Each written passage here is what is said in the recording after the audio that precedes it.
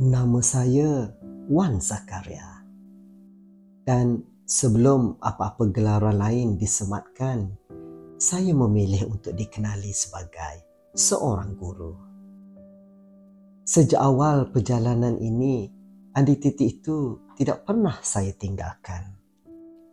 Walaupun hari ini saya memikul peranan sebagai pengasas, pengarah dan penggerak Bizara, jiwa saya tetap berdiri di hadapan kelas bersama anak-anak istimewa yang mengajar saya tentang sabar, harapan dan makna sebenar kehidupan. Sebab itu, hingga hari ini, murid, ibu bapa dan warga Bizara masih memanggil saya Teacher Wan. Dan itulah gelaran yang paling saya banggakan.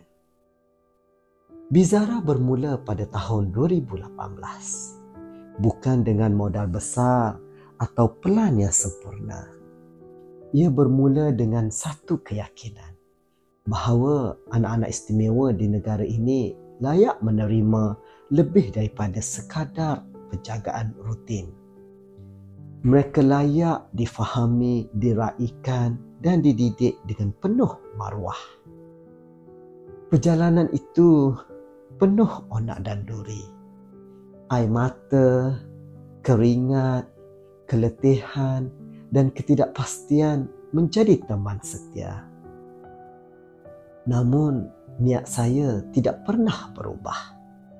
Semua ini demi kesenangan dan masa depan anak-anak istimewa. Saya sedar pandangan saya sering berbeza daripada kebiasaan. Cara saya melihat pendidikan, sistem dan manusia tidak selalunya selari dengan arus. Tetapi keunikan itulah yang membentuk Bizara seperti hari ini. Saya tidak mengejar pangkat, gelaran atau harta. Apa yang saya cari ialah kepuasan hakiki. Saat melihat seorang anak yang dahulu tidak mampu bersuara, kini berani menatap mata dunia.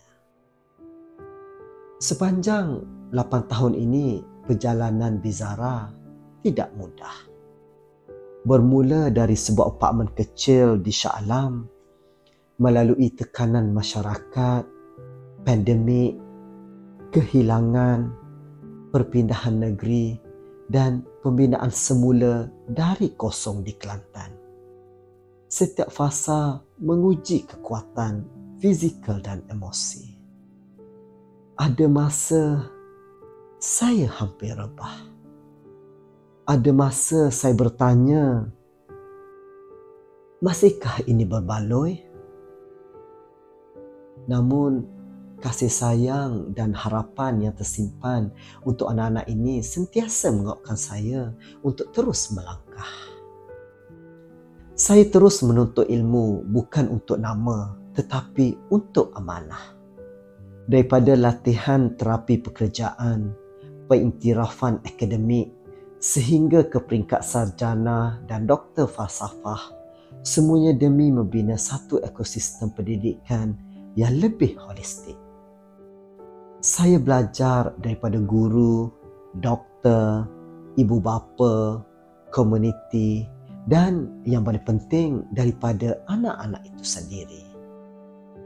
Impian terbesar saya satu sahaja, untuk melihat Bizara berdiri sebagai sebuah institusi rujukan yang diiktiraf bukan kerana populariti, tetapi kerana integriti dan impaknya.